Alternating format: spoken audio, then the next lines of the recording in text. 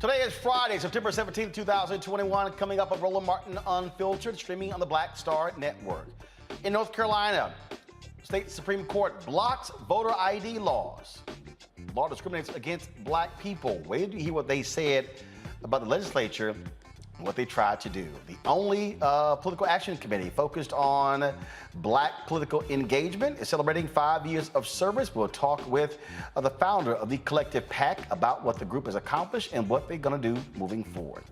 A court date has been set to hear arguments against Texas's fetal heartbeat bill. We'll talk with a doctor in Texas about exactly what this bill is. The FDA rejects the use of the Pfizer COVID booster on everyone except those over the age of 65 and those who are high risk. And NBA Hall of Famer Isiah Thomas goes on Jason Whitlock's show to say he's opposed to the playing of the Black National Anthem at sporting events, but also some other issues dealing with race. I'll unpack this and give you a breakdown of the history of Let the Voice and Sing, Star Spangled Banner, but also why the right wing is all of a sudden so interested in the National Black Anthem. It's time to bring the funk on Roland Martin Unfiltered, streaming on the Black Star Network. Let's go. He's got it. Whatever the biz, he's on it. Whatever it is, he's got the scoop, the fact, the find. And when it breaks, he's right on time and it's rolling. Best believe he's knowing. Putting it down from sports to news to politics. With entertainment just for kicks, he's rolling. It's on go, roll, y'all. It's Roland Martin, yeah. Rolling with Roland now. He's funky, he's fresh, he's real, the best, you know he's Roland Martin now.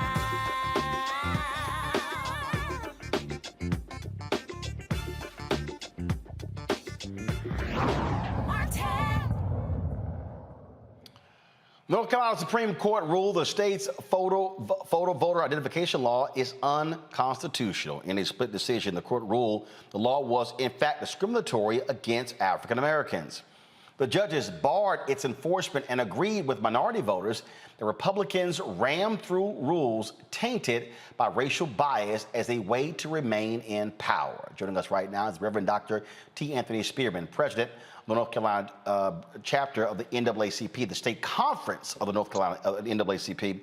Reverend Spearman, I'm always glad to have you on Roland Martin Unfiltered. This is why voting matters. The state Supreme Court, the final arbiter of laws in North Carolina, make the ruling. Republicans were desperate to take control of the Supreme Court. Democrats, had Sherry Beasley won as state Supreme Court justice, would have had a 6-1 advantage. Really now it's 4-3. But this shows you why voting matters, putting the right folks on these state Supreme Courts.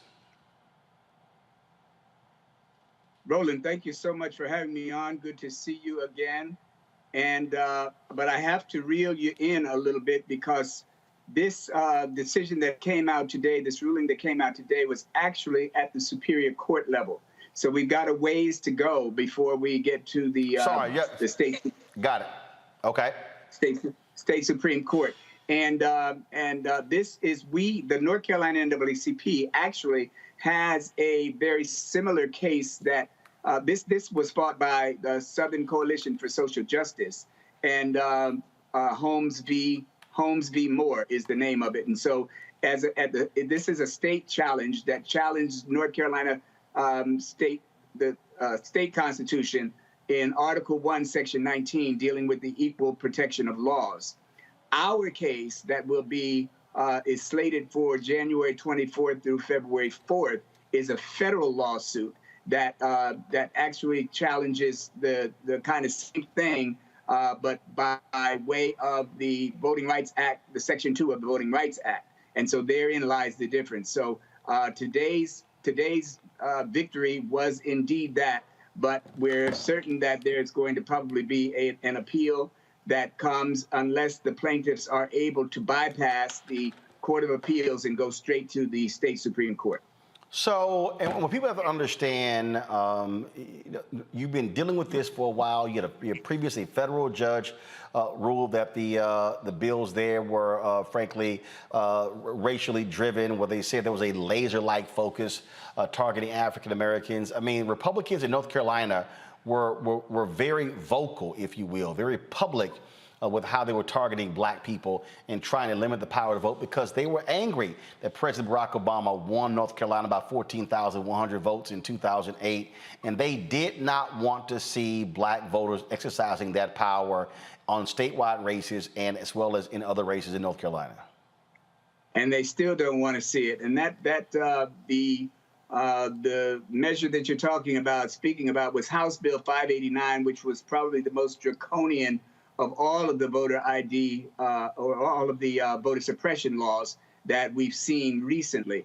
And everything that they're doing since then has been the very same thing. They're trying to come back in different, from different angles, if you will. And we are proving to them that we have the capability to be as wise as serpents and harmless as doves as we fight them, because we are realizing that when we fight, we win. So we're hanging in there. We're coming back and attacking them from various angles and aspects, and coalition partners are joining in with the fight for the voter ID or to keep it out of the state of North Carolina. And so today's victory was very meaningful to our suit that is going to be coming in January. And so we talk about this. This is important because what you have on the federal level, now you have Senator Joe Manchin of West Virginia, who is trying to push for this national voter ID. If they are successful on that level, that hurts what you're fighting right now in North Carolina. Right. Exactly right. Exactly right. And so the very thing that we're seeing is there's a kind of a lobbying from the Superior Court to the Court of Appeals. Court of Appeals, we definitely have no friends on that court. And so the best angle that we can approach things by is to make an attempt to get to the state court or state Supreme Court as immediately as we possibly can and bypass the Court of Appeals.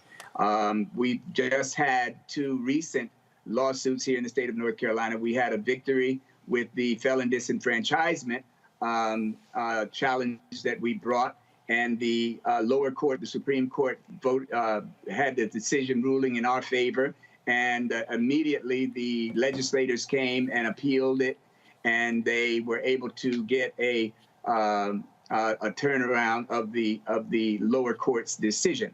But it's hopefully going to be temporary, because the trial court has to come back in place, and when they do their findings and facts and findings, I believe that we're going to be on the merits of the case. We're going to win. Just for folks to understand, this right here is the ruling of the courts, and this is what the majority writes. North Carolina has a long and undisputed history of enacting racially discriminatory voting laws. They said the sequence of events was marked by departures from normal legislative procedure. That the voter ID constitutional amendment followed immediately after racially gerrymandered districts were ordered redrawn and departed from normal practices. The Republican supermajority departed sharply from normal procedure by rushing to enact the bill during a lame duck session before it lost the ability to override Governor Cooper's veto. And then it goes on and on and on. Proposed amendments to SB 824 that could have benefited African-American voters were rejected. I mean, you know, these judges lay out, in fact, they also saying here, African-Americans are more likely to lack qualifying ID than white voters. The burdens of obtaining qualifying ID, including free ID, fall more heavily on African-American voters. I mean, these judges lay out a damning indictment of how white Republicans in North Carolina were doing all they can to screw over black voters in North Carolina. Most definitely. But we're going to continue to fight. And I would give you an invitation, Roland, to bring your unfiltered self here to North Carolina when we go back into the courtroom in January of 2022. Well, you know, I've been there a few times on this issue, and so we got no problem coming back. Reverend Spearman, it's always a pleasure. We appreciate it. Thanks a lot. Thank you so much. I appreciate being I on. want to bring my panel now in to discuss this, folks, just so we can understand what's going on here, because, again, it is significant because it has ramifications across the country. Michael Imhotep hosts the African History Network show. Faraji Muhammad, radio and TV host. Kelly Bethea, communication strategist. Glad to have all three of you here. The thing that really jumps out here, Michael, is when you look at this whole deal here, I mean, it is racially driven. Yes. Simple as that. And when you get all these black Republicans out here caping for the GOP, not wanting to accept what is reality, this right here says all you need to say, because they wanted to stop black people from voting.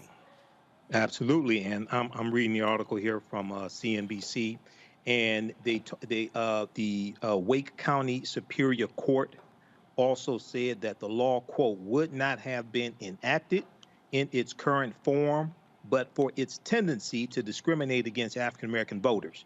So all these, now I'm neither Democrat nor Republican, but all these black Republicans, Larry Elder, Candace Owens, all these black Republicans who would have turned in Harriet Tubman because Harriet Tubman was stealing the master's property, they have to explain this.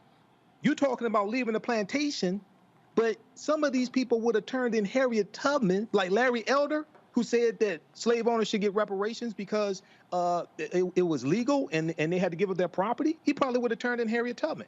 When they go in to talk about the impact that poverty has. See, I'm trying to figure out, can this ruling be used to deal with other issues pertaining to the African American community? The majority decision noted that because black people in North Carolina are more likely to live in poverty than white people, they thus are also more likely to, quote, face greater hurdles to acquiring photo ID, end quote, as a result of not having a car or being able to get time off from work to do so.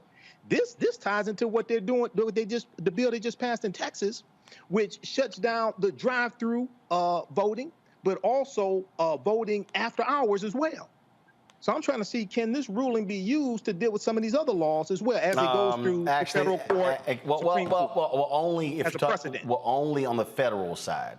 Yeah, as a precedent. Not on the state side.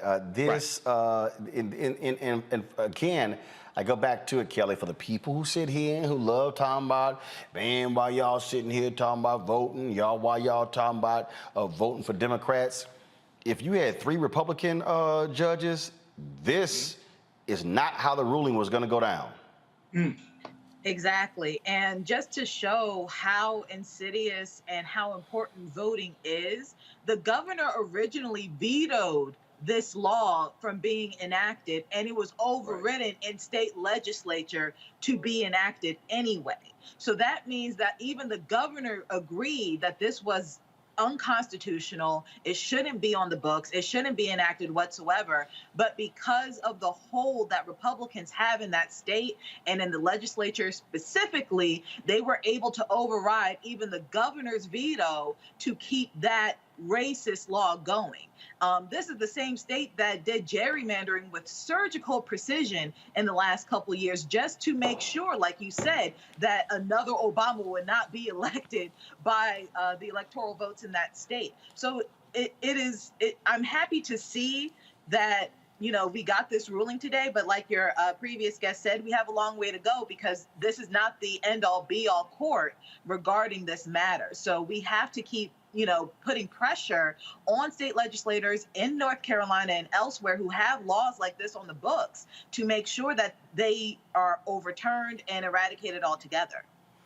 The thing here, Faraji, when we would look at this ruling here, what it clearly establishes is what happens or what we're seeing happen with Republicans across this country. That when they have the power, they're going to wield that power in a very clear way. And this is absolutely a result of black power. The judges wrote this pattern has repeated itself at least 3 times during North Carolina's history. The North Carolina Constitution of 1868 guaranteed every adult male citizen the right to cast their ballot in a free and fair election. From Reconstruction to the end of the 19th century, this resulted in increased African-American political participation. In response, Democrats implemented an amendment to the North Carolina Constitution that required passage of a literacy test and payment of a poll tax as preconditions to register to vote. Then it says the literacy test and poll tax resulted in the wholesale disenfranchisement of African-American North Carolinians and their removal from the political life of the state. Following the passage of the literacy test and extending through the enactment of the Voting Rights of 1965, African-Americans, despite the effects of Jim Crow policies, achieved some hard-won political successes as a result of persistent and determined efforts to mobilize residents of black communities to present themselves to the literacy test repeatedly in effect to challenge the literacy test. And then it goes on in terms of exactly what the legislature did and how they tried to do it. And I love this here. Officials claim that these actions were needed to protect against voter fraud. In reality, they were designed to thwart growing black political power. Sounds familiar. Absolutely. Hey, Brother Roland, I mean, I think that piece speaks volumes about what we're doing, what we're seeing right now. I mean, here we have a state that is going back and forth about the issue of black political power. And I think that, you know, this whole ruling was based upon a 2015 analysis, which showed that here, check out these numbers. The analysis found that 9.6% of black registered voters lacked acceptable ID for voting under a prior voter ID bill, as compared with 4.5% of white registered voters. So we're seeing that black people are once again put in the back. And the thing I think that we need to start having conversations about is, now that the judges are pushing back on this voter ID bill, how do we at the same time empower our people to not get caught up in a situation where they don't have ID issues? Now, one of the big things is getting access to getting IDs. That's the gap that, as black people, as a community, we can fill in the gaps. If somebody in North Carolina lives in a rural area of the state and they can't get to the city or any town, then how is there black transportation service that can provide that service to help fit, to fill in the gap? I mean, we have some reprieve here with this ruling, but now this is where the community can step up to help our brothers and sisters. That way, our brothers and sisters aren't in a position to be waiting on some mystery God. We can be empowering one another. So just understand this here. Let me go back. So this is what the judges wrote. Shortly after the enactment of the Voting Rights Act through the present day, African-American representation in the General Assembly increased due to judicial intervention, including the decision to enforce the Voting Rights Act and force states to take down many of the barriers to African-American voting that were erected in the 50s and 60s. These measures resulted in a dramatic increase in black political participation, including a 50% increase in black voter registration by 2010. But check this out. During this time, the state Republican Party continued to attempt to suppress black voter turnout. They mailed postcards to thousands of voters in heavily black precincts, warning recipients incorrectly that they would not be allowed to cast a ballot if they had moved within 30 days, and that if they attempted to vote, they would be subject to prosecution and imprisonment. Between 2000 and 2012, black voter registration in North Carolina increased by 51.1%. Black voter turnout, listen to everyone who's watching, listen. Black voter turnout increased from 41.9% in 2000 to 71.5% in 2008. Come on. And in 2008 and 2012 elections, black voters in North Carolina registered. Guys, thank you. Please stay on this. Black voters in North Carolina registered at higher rates than whites for the first time in the state's history. Come on. That's to get, see, that happened, that 2012 presidential election. No, 2008. See, no. It said 2008 and 2012. No. It said between 2012 2012, but it was 2008. Right. It was the first, Obama won. Remember, Obama wins North Carolina by 14,100 votes. He lost North Carolina in 2012, but they were still scared to death of the numbers. But what I'm tying this to is what happened nationwide. Nationwide in the 2012 presidential election, the percentage turnout of African Americans registered to vote was greater than the percentage turnout of white people registered to vote. That scared the hell out of white people. That scared the hell out of Republicans. And what did they do? They came back and attacked us in the courts with Shelby County versus Holder, 2013 Supreme Court case that gutted the Voting Rights Act, gutted the pre-clearance, the oversight dealing with the Voting Rights Act. And what this shows right here with this ruling, courts interpret law. See, this is why Republicans fought so hard to get 225 federal judges confirmed under dumbass Donald Trump.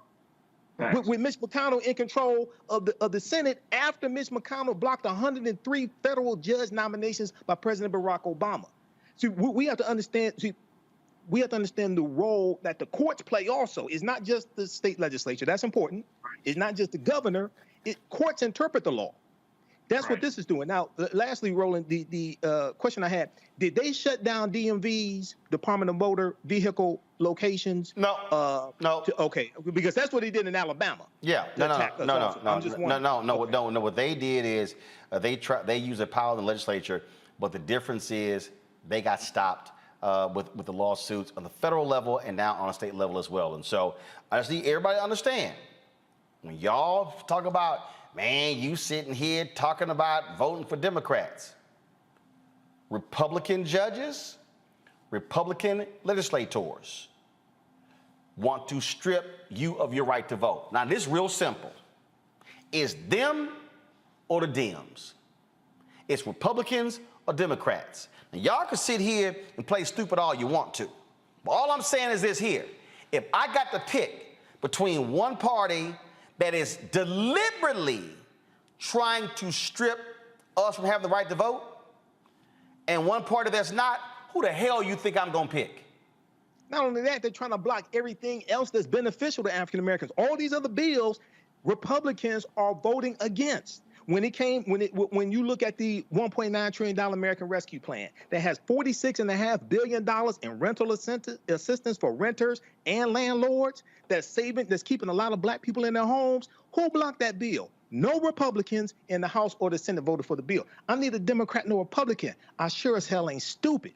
I can look at the history and I can see what's taking place. Now, there's some Democrats, they need to have their ass kicked and voted out of office too. I'm for that as well. But we have to understand that elections have consequences, and we're talking about self-preservation. And no one is sitting here saying, "Oh, Democrats are perfect." But again, y'all, the courts have shown Republicans in North Carolina, they specifically asked, "When do black people vote early?" Exactly. Oh, most of them vote the first week. We're gonna limit early voting to one location in each county for the first several weeks. Y'all can play stupid. All y'all, some of y'all out there who watch, y'all be sending me these old dumbass tweets and sitting here, "Oh man, you sitting here, you tap dancing for the Democrats." These fools ain't playing. Exactly. They do not want to pass anything that benefits black people. Nothing. Nothing. Faraji, then Kelly, then I'm going to my next story. Just real quick, and this is why community organizing on a grassroots level is so important. I was happy to hear our brother from the state NAACP chapter talking about, the work that the NAACP is doing in the courtrooms and getting that process moving along. And I'm with you, Brother Michael. This is one of those situations where you need a multi-pronged strategy to employ, because it's not just about the NAACP. A lot of our people, we look at these major civil rights institutions as being the one-stop shop for everything, and we lose we have lost the sense of what these institutions were all about. These institutions were not to be the one-stop shop for civil rights. These institutions were to serve as guides for us as a people so we can become empowered. And so if the community is not up for this, I'm still at the point that you have so many Black North Carolinians or Linians who don't have access to proper IDs. Why is that? This is 2021. Because one, first we got to understand this here. There's about 20% of the population who actually don't even use driver's licenses. They don't. I mean, I think one of the mistakes that we make is that we assume that other people are flying, they are driving. No, it's a lot of people who aren't. It's a lot of people who don't have bank accounts, okay? Who use their utility bill to be able to cash a check, whatever. And so that's one of the mistakes that we make. What we got to remember is that they also put up barriers, even getting a free ID. And so that's where we sort of get caught. Kelly, a final comment before I go next door. I absolutely agree with everything that's been said. I just wanted to make clear that the minute that any of these laws stop benefiting white people, specifically white Republicans, that's when they're going to be overturned. So for those who, like you said, just are frustrated with the either or situation being Democrats or Republicans, Republicans do not care about Black people. They simply do not, because if anything, they could have taken this opportunity over the past 20 years to actually revamp their platform to see how Black people can be integrated into it so they can actually grow their base, so they can actually get the votes that they want and the like. They don't want that. They want white supremacy. They want white retained power. They do not care about anybody else being, in the mix so long as they are on top. So when you are in a predicament such that you only have two choices, where our political system is so binary, you have to pick the lesser of two evils, meaning both of them can be trash whenever they want to be. Right. But one of them is going to and has proven to have some benefit towards Black people. So I'm going with the lesser evil option.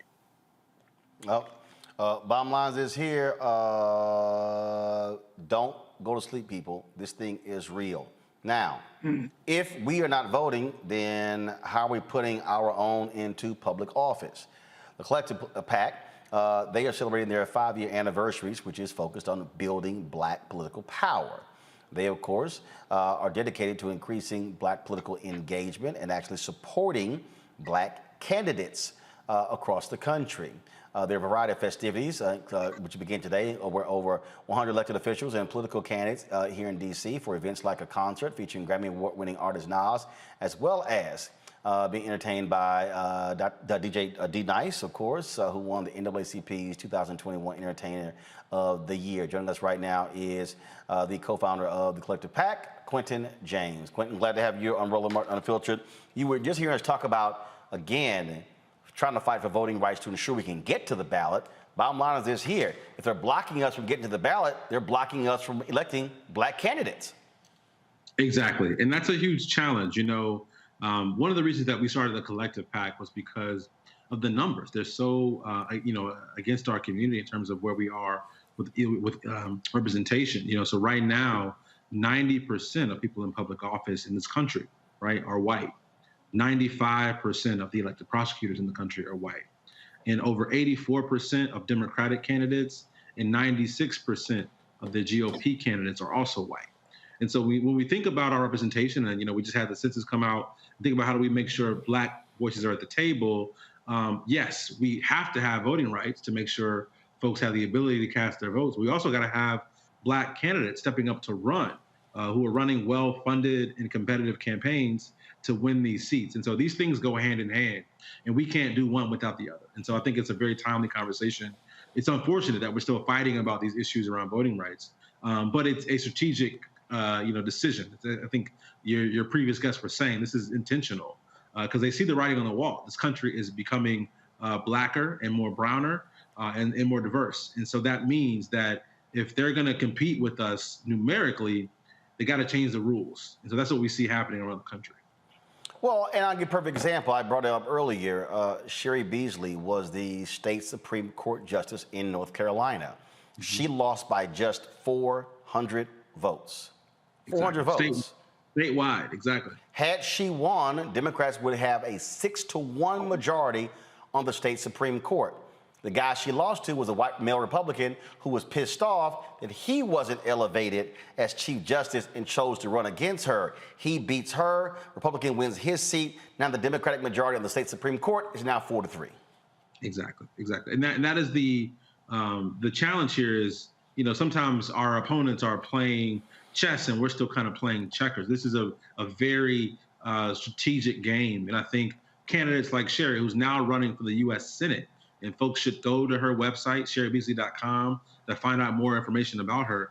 We have to support these Black candidates who are stepping up to run across the country this year, in the next cycle, 2022. We will have competitive African Americans running for the United States Senate in really important places. You mentioned Sherry Beasley in North Carolina. We also have to re-elect Raphael Warnock in Georgia. Congresswoman Val Demings running for Senate in Florida, Lieutenant Governor Manila Barnes running for the U.S. Senate in Wisconsin. We have some very competitive candidates running in Pennsylvania, including State Representative Malcolm Kenyatta, who was here with us earlier today. And also in Kentucky, we have our good friend, Brother Charles Booker, one of the youngest people elected to the Kentucky House of Representatives in previous, is also running for the U.S. Senate. And so we have some really important races where folks, to your point, will need every single dollar and every single vote. Because we saw, as you mentioned, a race decided by less than the 400 and something votes. And so it's really critical that we understand that this is an important opportunity for us to build Black political power in this next year and a half. And for folks who also don't understand, one of the biggest problems that Black candidates have is money.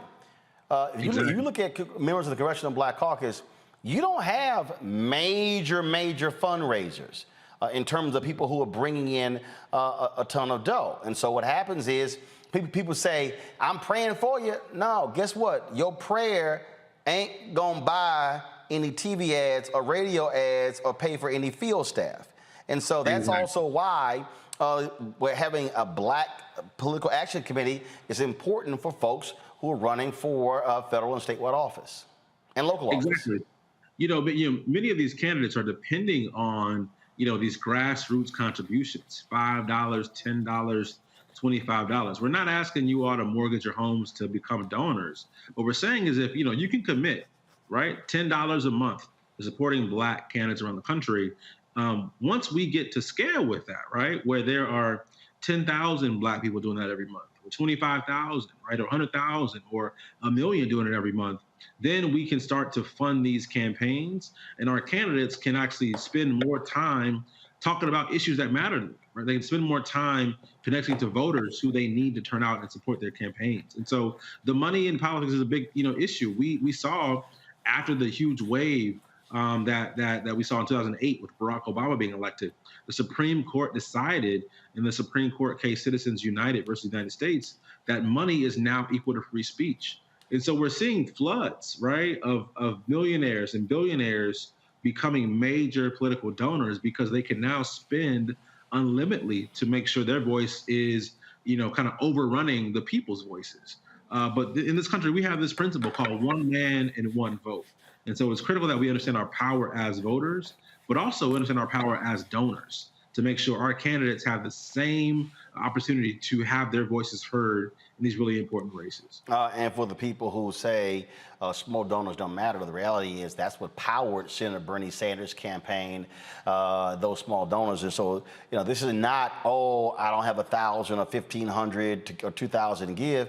No, a whole bunch of $5, $10, $20 adds up pretty quickly. Exactly. And let's, be clear, before Bernie, there was Barack Obama, right? I mean, let's understand that playbook was very much developed and run by the first Black president of the United States. And people forget that Barack Obama even though we kind of, were all in those moments in 08 and 2012, he was outraised both times in his elections, right? And so it was important that all of us were giving our $5 and $10 and $25 amounts to his campaign, because it was able to keep him competitive in the fundraising when they were running against really a billionaire class who was very against, what we're trying to create as Black leaders, Black progressives, Black elected officials. And so that is a really important point that you raised, Roland, around don't underestimate the power not only of your vote, but of your dollar. That is the one change of our politics that our ancestors did not have to deal with when they received the right to vote, right? There was not this kind of understanding that Black candidates couldn't compete financially with fundraising, right? Because what we know, right, through folks who've won in 2020, 2018, the average U.S. Senate campaign right now costs around $10 to $20 million. $10 to $20 million. The average U.S. Congress campaign costs around $1.5 to $2 million. And so when we think about these candidates and having to, raise that kind of money coming from our communities, where we know all the stats around poverty, all the stats around Black wealth in our community, right, has been devastated due to not only COVID, but the economic depression and everything that we've kind of gone through, the recession of 2008, 2009. We know these stats, right? And yet and still, we can make a huge difference when we come together collectively and contribute money to support these candidates. And so I am very encouraged by what we're seeing around the country right now with grassroots donors supporting Black candidates. They're building multi-generational, multicultural coalitions to compete around the country, but we still got to do more. And so I want to say to your viewers, thank you for what you already have done, but don't, rest on those laurels. We have to continue supporting both with our votes and with our dollars, Black candidates who are running across the country. Events this weekend. So is the concert and party taking place tomorrow? Yes, exactly. We are bringing some of our top artists and creatives to the people. Tomorrow night, we're doing a show in Washington, D.C. With Grammy Award-winning artist Nas. Arguably has one of the best albums out in 2021. People may debate me on that with Drake and Kanye, but I think Nas is one of the best albums out right now. But also the NAACP Image Award Entertainer of the Year, DJ D Nice, who's been rocking Club Quarantine throughout the pandemic. We are excited to come together for a party with a purpose, right? The proceeds will benefit the tremendous Black candidates running across the country. We have over 100 candidates who are in town right now who will be there mixing and mingling and talking to folks about why they should be elected to Congress, to Senate. We have Black women running for governor. We've never had a Black woman governor in this country. We can change that over the next 18 months. And so we're excited to invite folks. We encourage your viewers to come out and have a good night with us tomorrow night. All right, then. Well, look, I have to, we got to cover the Howard Hampton game tomorrow at noon. We'll be there. We'll also be streaming the halftime show. And so expect to see a brother at your event tomorrow night. So be coming through. So it'll be a long day, but it'll be a Black day. Exactly. And we really appreciate your support, Roland. You've been with us from the very start. So thank you for your platform. And for you, committing to connecting what we're doing with your audience. Thank you so much, Roland. I appreciate it. Thanks a lot. Let's see you tomorrow night. Perfect. Thank you all. All right, then. Let's go back to our panel here. The money piece is so crucial. It's so crucial. And what Collective PAC does matters, Kelly, because if you're a candidate out there and you meet their standards and they say we're going to back you, I mean, look, to be able to have that mailing list going out there endorsing you, I mean, it's just huge. And people, I'm not joking when people say, yeah, I'm praying for you. That's not going to pay any bills. And yes, it is an arms race that is money. And one of the things that I think with the election of Obama that people really, I think, underestimate, it taught a lot of Black folks about bundling. It taught them about the power of small donations. And we really have seen since that election how it has had a trickle-down effect for other congressional races, U.S. Senate races, statewide, local races, because they begin to understand, oh, hold up, so my $5, $10 put together with 10,000 other people, is some real money. Money is money. Money is, if it's real money, it's real money. I can't tell you how many times I have either volunteered on campaigns or have seen my friends volunteer on campaigns simply because the money isn't there to pay them. Campaigns cost money, period. It costs money to canvass. It costs money for the flyers. It costs money to attend the events. Everything costs money. Even the things you don't think cost money cost money. And as from national elections to the most local of elections, everything has a cost. I live in D.C. and some of the most local elections, like just for like ward elections of any sort, can run you a smooth 10 grand. And sometimes they actually get that money. How? By the $1 donations that you just talked about. $1 adds up. $5 adds up. $10 adds up. And you will always have, like, you know, your occasional person who will donate, you know, a larger amount for sure. But it can't be all, the burden can't be on that one person with the largest checkbook. It takes all of us to run a campaign. It takes all of us to fund a campaign. So like you said, the prayers, they're appreciated, but you need some prayers that fold and can be deposited as well. You know, the thing here that, again, why these PACs matter. You know, we sit back, Faraji, and we watch these campaigns.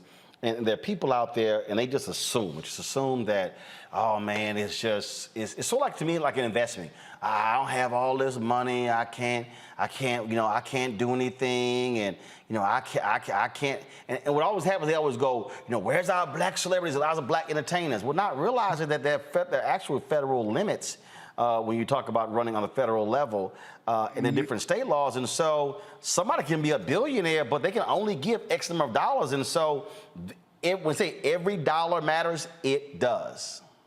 Absolutely, absolutely, Brother Roland. And you know, going back to what you said about former President Barack Obama talking about bundling, you know, I think a lot of now candidates have taken that script from his playbook of you know, small donations matter.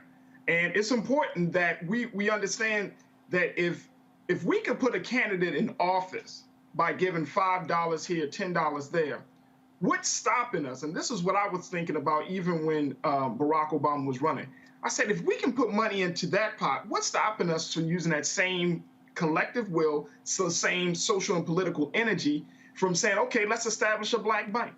Let's do some other things. If we can bring money together, if it's in a situation where you know, the money is going to be managed properly, if it's in a situation where there's trust established, what's stopping us? I mean, this is just the tip of the iceberg in changing the dynamics of power in this country. And what I love about what Collective PAC is doing is that it's celebrating the wins, and then at the same time, it's giving us a model. And you and I both know, Brother Roland, there have been number of models, both nationally and locally, about how we can get black folks in office. What we now need to do is start to really take the lessons from all of these initiatives and projects, put them together and start looking at, okay, how can we get our next candidate back into the White House? Or how can we get our next candidate for the governor of this state and that state? I mean, PAC is doing the fantastic job, but PAC needs to be supported by other PACs. And I think that's the thing. But we can see just in the layout of how, you know, candidates get into office, we can use that same model to start doing some other things for our people in our communities. Michael? Yeah, you know, this is really important, and I'm glad you had Brother Quentin James on today. This is an example of why African-American-owned businesses are so important, economic empowerment. So we can finance things like this and finance our own politicians, not so they can have a job, but finance people who are going to write laws and pass policies that are beneficial to us, okay? And so this deals with, you know, I hear one of my teachers, Dr. Claude Anderson, speaking in my head right now, but this is something that he's been talking about. We have to finance this. And we have to take the money that we earn from our own businesses, which is why we have to support our own businesses as well, to control the economics and the politics in our own communities. This is something Malcolm talked about. People think Malcolm was against voting. Go read, I ain't say listen, go read Malcolm's speech, The Battle of the Bullet. Malcolm talks about registering every black person in Harlem who can vote, registering them as an independent. You can be independent, you can be Democrat, Republican, whatever it is. It's about the policies. This is something Malcolm talked about. And Malcolm talked about interjecting black nationalism into the civil rights movement after he leaves the Nation of Islam. So this is extremely important, but this is the physical manifestation of people's pontification. So this is something that we have to replicate as well, support and replicate. Absolutely. And so we'll, again, continue to be following this. So congratulations for Collective PAC. All right, folks, got to go to break. We come back. Congresswoman Maxine Waters is letting it known when it comes to who she wants to continue as a housing regulator. We'll also talk COVID on the show as well. A lot of other stuff we got to talk about, folks. You want to support what we do here at Roland Martin Unfiltered by joining our Bring the Funk fan club. Every dollar you give goes to support what we do. Of course, you can support us via Cash App, $RM Unfiltered, PayPal.me/R Martin Unfiltered. Venmo is venmo.com/RM Unfiltered. Zelle, Roland@RolandSMartin.com, Roland@RolandMartinUnfiltered.com. And all the folks who give on those 4 platforms, I'll give a shout out during today's show. I'll be back in a moment.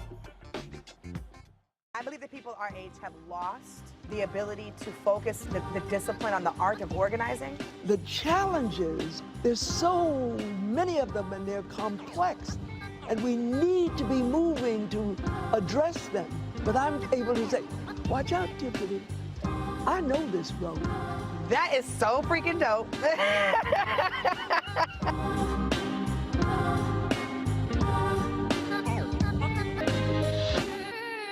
Time to be smart. Roland Martin's doing this every day. Oh, no punches! Thank you, Roland Martin, for always giving voice to the issues. Look for Roland Martin in the whirlwind, to quote Marcus Garvey again. The video looks phenomenal, so I'm really excited to see it on my big screen. Support this man, Black Media. He makes sure that our stories are told. See, this difference between Black Star Network and Black-owned media and something like CNN. I got to defer to the brilliance of Dr. Carr and to the brilliance of the Black Star Network. I am rolling with Roland all the way. Honored to be on a show that you own. A black man owns the show. Folks, Black Star Network is here. I'm real revolutionary right now. Roland was amazing on there. Stay black. I love y'all. I can't commend you enough about this platform that you've created for us to be able to share who we are, what we're doing in the world, and the impact that we're having. Let's be smart. Bring your eyeballs home. You can't be black-owned media and be scared. You dig?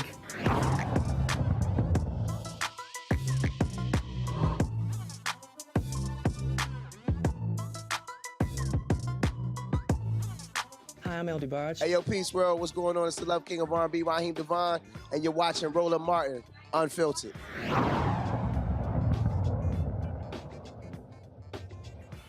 The Food and Drug Administration has rejected a plan to offer Pfizer booster shots against COVID to most Americans. The 16-2 vote is a blow to the Biden administration's plan to increase the nation's protection against the virus amid the highly contagious Delta variant. Over several hours of discussion, members of the FDA panel of outside experts voiced frustration that Pfizer had provided little data on the safety of extra doses. The panel says data provided by Israeli researchers about their booster campaign might not be suitable for predicting the U.S. experience. However, the panel did approve the extra shots for those 65 or older or who run a high risk of severe disease. And so we certainly will keep you abreast of that. In terms of what happens next, again, many people have been criticizing the Biden administration for that, but we'll see in terms of where they go next. Let's now talk about the Texas bill. You know, the Supreme Court allowed the bill called the fetal heartbeat bill to move forward as it makes its way through the court. They chose not to actually stop it. But First of all, what exactly is it? You also now have seen the legal challenges take place. So joining us right now is Dr. Nicole Lee Plenty, OBGYN and maternal fetal medicine physician out of Houston, Texas, my hometown. So glad to have you here. So explain to people exactly what this law actually says and does. So thank you, Roland, for having me. I really appreciate the opportunity. So the bill basically bans abortions after 6 weeks, leaves no exception for rape or incest, leaves no exception for babies that have major fetal anomalies, because obviously we can't diagnose fetal anomalies until much later on in the pregnancy than at 6 weeks. The law also basically leaves it up to the public to be the prosecutors of this thing, meaning if someone's in my clinic and they happen to bring someone with them and they hear me counseling them about their option for termination of pregnancy for any various reason, that could mean that that person that's with them can sue. It could also mean that if a person was raped, the rapist can also sue if the patient decides to terminate, which they would not be able to do in the state, but they could still sue and win $10,000 if they decided to pursue it. So what predicament does that put doctors in? Because when you say to detect a heartbeat, so does the bill require a sonogram? I mean, how do you go about that? What's the process? So basically, the earliest you can detect a heartbeat is somewhere around 6 weeks, but most clinicians aren't going to see people in clinic until 8 weeks because we know that there's a high chance of not seeing a heartbeat. So basically, they're using the last menstrual period to date the pregnancy or an ultrasound. So if there's an ultrasound or last menstrual period that says that a pregnant patient is at least 6 weeks, then you cannot terminate. It doesn't matter if there is a heartbeat that's seen or not. So in terms of this making its way through court, I mean, what you just described there, if the bill, so does the bill say absolutely no abortions after 6 weeks regard, or a heartbeat must be detected? What's the process? I mean, is there paperwork you fill out or something? So if a heartbeat is not detected ever, then it's considered a stillbirth. So then you would not have an issue to go and get a procedure to basically evacuate the uterus, if you will. But usually what we would do is we would go in, we'd determine if the pregnancy is a viable pregnancy or not via ultrasound. If someone wanted a termination, we would then give them the resources they needed to then go get the termination. We would have to sign consent forms within 18 hours of a patient actually receiving a termination. That is the typical process. Now, Roland, honestly, we don't know what the process is because we don't see people that early. And so in my practice and in a lot of practices in Houston, we are trying to figure out what is the correct lingo that we have to use. How can we counsel people effectively? As a high-risk specialist, which is the same thing as a maternal fetal medicine specialist, I am seeing extremely high-risk patients, and I have to counsel patients about all of their options, including a termination if I am diagnosing a major structural defect in a baby. However, with this bill, if I counsel them, then I can get sued. But as a high-risk provider, I legally have to tell all the options. So if I don't, I can get sued for wrongful birth. So it's put us in a conundrum. So we're not really handling it anyway. And honestly, I'm trying to refer people out if they end up having major structural defects to avoid that kind of litigation. Wow. So that's, again, it puts you in a very tough spot, which is frankly what the folks who passed the bill wanted to happen, to put that sort of pressure on doctors. All right, Dr. Plenty, we certainly appreciate it. Thanks a lot. Thank you so much for having me. I appreciate it. All right, then. Folks, let's talk about Capitol Hill. Congresswoman Maxine Waters is putting pressure on President Joe Biden to keep the current housing regulator. There are reports that President Biden is considering replacing the current regulator for mortgage giants Fannie Mae and Freddie Mac. Well, Waters is endorsing acting Federal Housing Finance Agency Director Sandra Thompson, who took on the role in June after Biden fired a Trump appointee. In a statement, Waters said that she doesn't believe anyone is more qualified or dedicated than Ms. Thompson. She also, of course, made the point with the Biden administration that you might want to keep a black woman in her position because it's not like you have a whole lot. This right here, of course, she is she's the committee chair of a powerful financial committee there on Capitol Hill. And I'm going to say, Faraji, for people who go, oh, well, the CBC, what do they do? If you want to understand power, trust me, the Biden administration does not want to have to cross Congresswoman Maxine Waters on this very issue. No, I mean, and she represents the state of California, which you and I both know, Brother Roland, is a state that is, she's on the House Financial, she's serving as the chair of the House Financial Services Committee. So they're looking at housing disparity, housing affordability, all of those housing issues across the country. And so, she is a vocal, she could be one of your staunch supporters, or she can be a vocal, a person that criticizes you. But at the end of the day, Maxine Waters, and I agree with her on this, that you got to put black people in front of, at the top of these things. I'm looking at housing. We also got to talk about the banking situation, because the finances and housing in this country, when it comes to black and brown communities in particular, is the worst. I do work, Brother Roland, here in Baltimore with a couple of organizations that work in both of those spaces. And let me tell you, we go back and forth with banks about housing in black and brown communities, from everything from, making sure that their appraisals are done properly, to making sure that black people get the proper value for their homes, all of those things. So when you have a black person in there, and I know some people say, well, she might just be a figurehead, but this is why it's important, and I'm going back to your premise all the time, it's like you got to create the leaders that you want. That's the way we have to start looking at this thing if we want to look at creating power in all of these industries. And in the housing industry, where redlining has been a part of that industry, of the legacy of those industry, when you're talking about the affordability factor, where you're talking about even, there are a high number of folks that haven't gotten the stimulus package that was promised for those homeowners that have been affected by COVID-19. All of those things are huge, and they hit our community hardest. And so you got to have somebody that looks like us and that can understand our struggle to be in those spaces.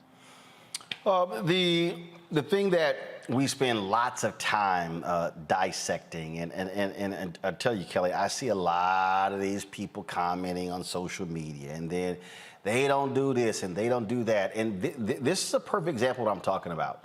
There are things that black congressional members do that people don't actually even pay attention to. They have no idea. Right. When you talk about weighing in on who is in that position of power, that matters. When you talk about, again, changing the language in a particular bill. Sure, their name might not be on it, but that language change could actually do something. And this is just the mistake that so many people make when they don't understand the role they play. I remember watching Tom Hanks play Congressman Charlie Wilson in the movie Charlie Wilson's War, and they were like, okay. And I remember the CIA agent played by Philip Seymour Hoffman. He said, how in the world can a nondescript congressman from Texas who hasn't passed, I think it passed like 2 bills or something like that in his career, known for boozing and women, how he's gonna get this done? And he said, because the people owe me a whole lot of favors. If you don't know how Capitol Hill works, then you don't understand. Come on. And the thing is, a lot of Americans just simply do not understand. If you are not in the room where it happens, you're not going to get it. For a lot of Americans, the term, you don't know how the sausage gets made, like Americans get the sausage, but you don't really want to know what it takes to produce it. But what I will say is this, as far as Maxine Waters' endorsement of this woman for this role, at the end of the day, if it weren't for black women, Biden would not be in office. If it were not for black women, the Democratic Party as a whole would be pretty shaky on its foundation. So anything if anything, she should be there, not only because she's qualified, but as principal, Black women need to be visible, more so, more than just, being the vice president or, someone as a special advisor. They need to be visible in the cabinet. They need to be visible around Biden, because at the end of the day, it is us who got him there. So I understand Maxine Waters' position on this, and I'm anxious to see how everything plays out. Michael. Yeah, Representative Maxine Waters is using her leverage to create this opportunity for the sister, but not so the sister can have a job, but so she can help people who help put Democrats in control of the White House, okay, and keep Democrats in the House of Representatives. And remember, it was, we speak of Representative Maxine Waters. It was Representative Maxine Waters who spearheaded the bill to try to extend the eviction moratorium, okay? At the last minute, it was Representative Maxine Waters.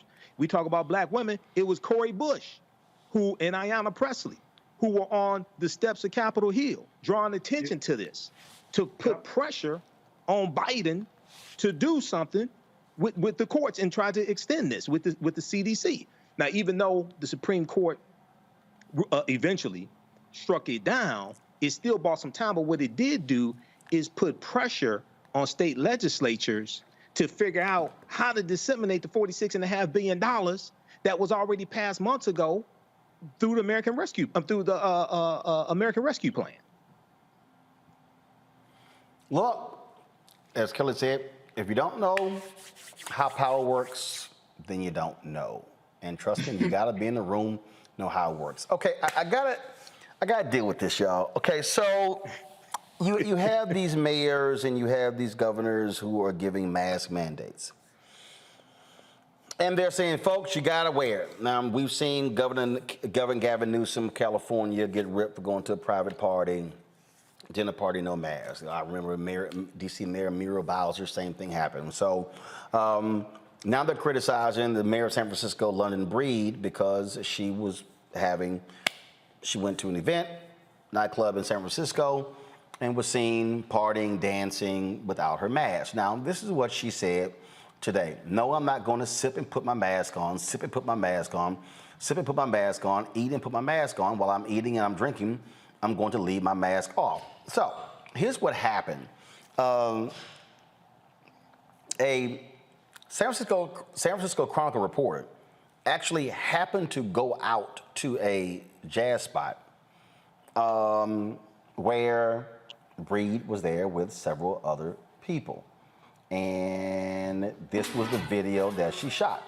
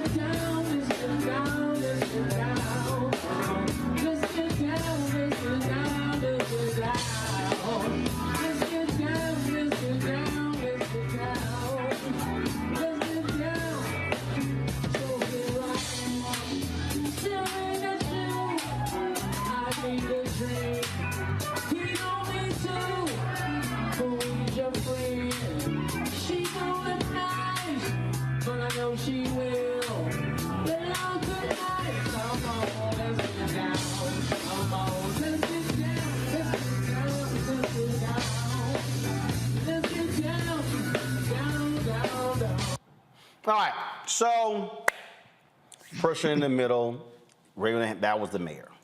All right. Now, her mask mandate was a strict mask mandate, saying if you're not eating, you're not drinking, even if you're vaccinated, wear your mask indoors. This is all to public officials. Do you not think folks have phones? These things right here are busting cops left and right. Okay? I'm sorry. And then people are like, oh, this is not right. Yo, seriously. You're going to get, this is going to happen. You're going to get busted. And you can stand up and have a news conference and say, oh, I had a drink in front of me on the table. No, you're not going to sit here and get any leeway if you're up singing and dancing and waving your arm and they're like, but it's your mask mandate and you're the mayor. Right. and again, look, I get these people who trip, but here's the piece. If you look at that video, I mean, it's a lot of folks sitting in that club who are just enjoying themselves and they ain't got a mask on.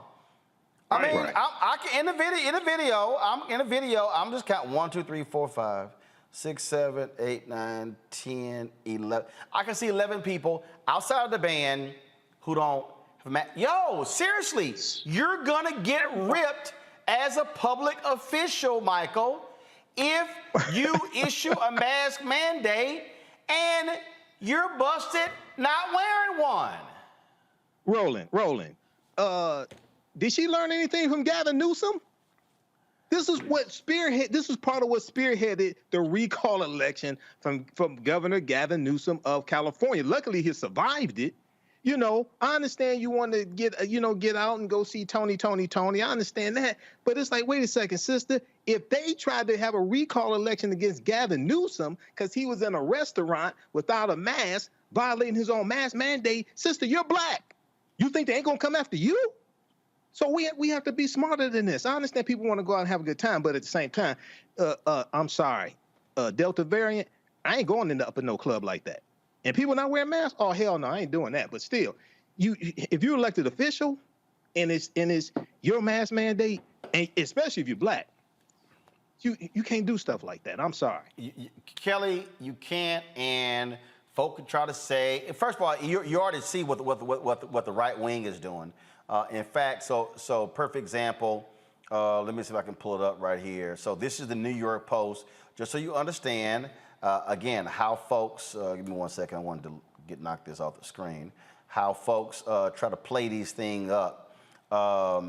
You know, they had it, San Francisco Mayor London Breed breaks mask mandate at club. Now, then what they tried to say, you know, one of the people she was photographed with was Black Lives Matter founder Alicia Garza, who also had her face completely uncovered. All right, so they're gonna go through all this sort of stuff. So, but the bottom line is, this is what they're gonna do. This is how they're gonna try to sit here and attack you. And so what people have to do, just have to understand, Kelly, is that you just can't be the mayor, issue a hardcore edict, and not follow it. Come on. And that makes sense. I mean, if you are leading, lead. If this is a mandate that you set, you too need to follow it. This is not a situation in which, you know, do as I say and not as I do. We are in the middle of a global pandemic. And what you have put in place, Mayor, is something that was intended to keep everyone safe, including yourself. So the fact that you're not even following your own mandate implies that you don't care about your health either. So leadership is a tricky thing in that it doesn't care whether you're human. It doesn't care whether there's like some nuances in regards to how you do certain things. You put a law out there, you need to follow it yourself because, like you said, phones are everywhere. It doesn't make sense. If I were her, I would not be seen anywhere. Frankly, y'all would be coming to my house to congregate. But here's the deal. If I ain't trying to wear the mask, here's how this gonna go down. Right, y'all coming to the crib, put your damn phones away. Ain't gonna be no photos, ain't gonna be no videos, ain't shit getting posted, nothing like that. And if you post a selfie, it's gonna be at the end of the party where we all masked up. But again, and look, I get it, and I get this knee-jerk decision to be, you know, no, I'm gonna defend myself. But here's the video. She goes, if I'm sipping, I'm not gonna sip mask. Go video, guys, come on. Okay, sorry, you're up dancing. You're up singing to the lyrics, and you got no mask on. Here's the easiest thing. The easiest thing is to say, my bad. Exactly. And move the hell on. Like, I'm not gonna get indignant and then make matter work. Yo, take the L. Sometimes just take the L. But what's also worse than that is that, if I'm not mistaken, the Oakland Bay area was one of the original hotspots for COVID. You know, the upper, well, shit, first of all, everything, all America is a hotspot. No, America is a hotspot now. I'm not saying now, but originally. I mean, one of the original ones was Seattle, but it's all, it's all a hotspot. It's all a hotspot, but like that region was definitely one of the original hotspots. So it is even an added layer of hypocrisy for you not to be as safe as possible regarding your public health initiative. I just don't, look, just take the L. Just take the L. Just take the L, move on. Don't make it a second and third day story. And then what you do is, and actually, what I would do, if I'm her, I would go out tonight with a mask on.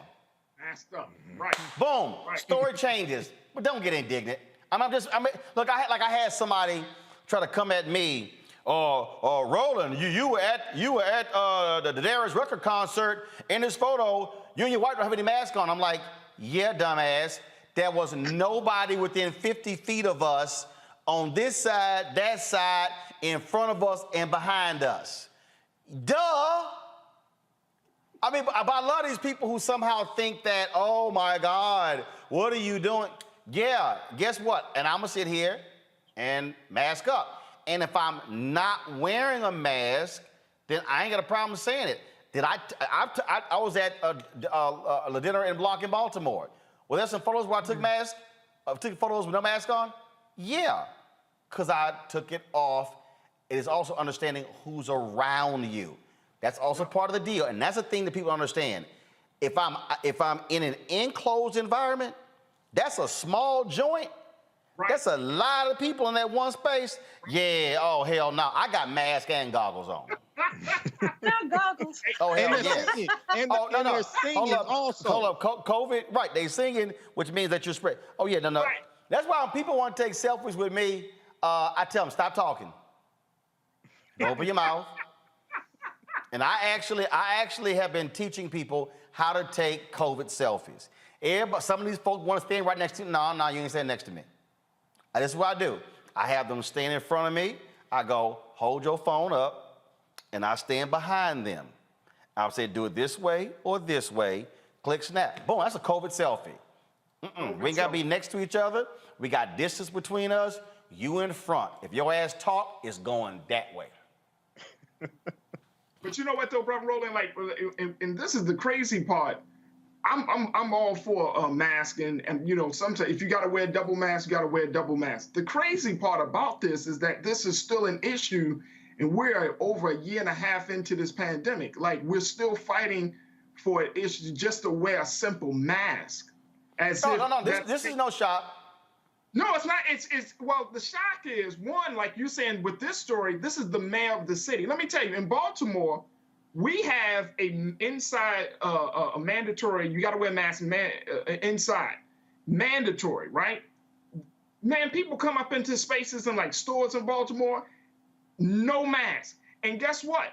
Places are tired of trying to police people and telling them to pull up their masks, because we're hearing story after story of people going to physical violence, even shooting people, because the work at the store simply said, can you put your mask on?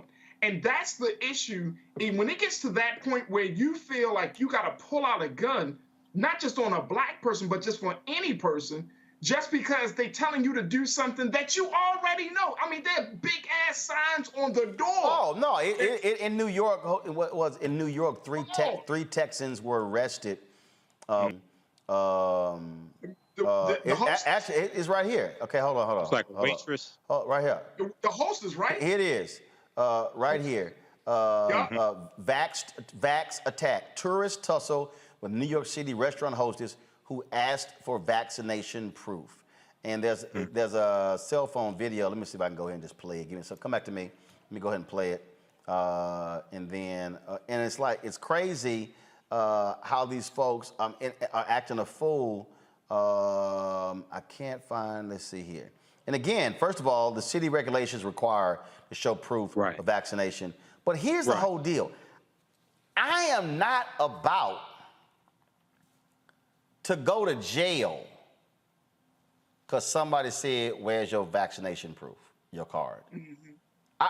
I am not about to go into the legal system.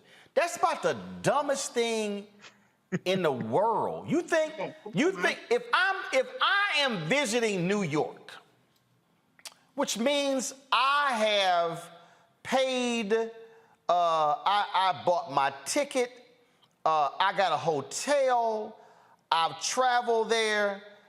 You think I'm about to mess my damn time up because to get into a fight? Hell no. Now I got to pay bail. I'm still paying for the hotel room. Then, if I'm held on longer than I'm supposed to fly back, now I got to buy me a new ticket. Oh, hell no. Here's the video, y'all, right here.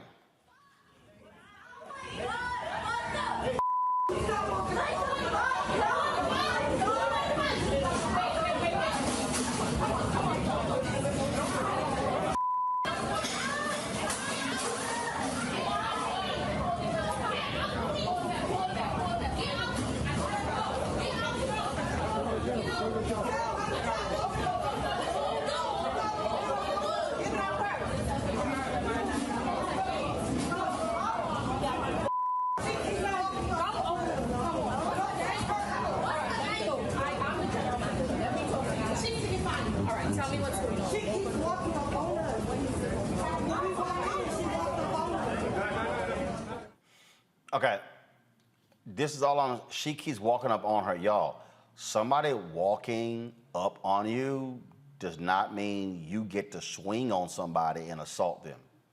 Those 3 people from Sisters from Texas all have been arrested.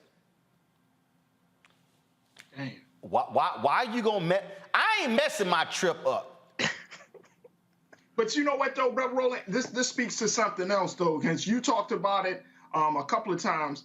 It speaks to the fact that this whole pandemic has really made people imbalanced and mentally, you know what I mean? Like mental health and dealing with this pandemic and this ongoing just kind of, rules and regulations around this pandemic. This has taken people to a whole nother level of just sanity. Like to think that is a good idea, to beat on somebody simply for asking for a vaccination card when you know it's COVID.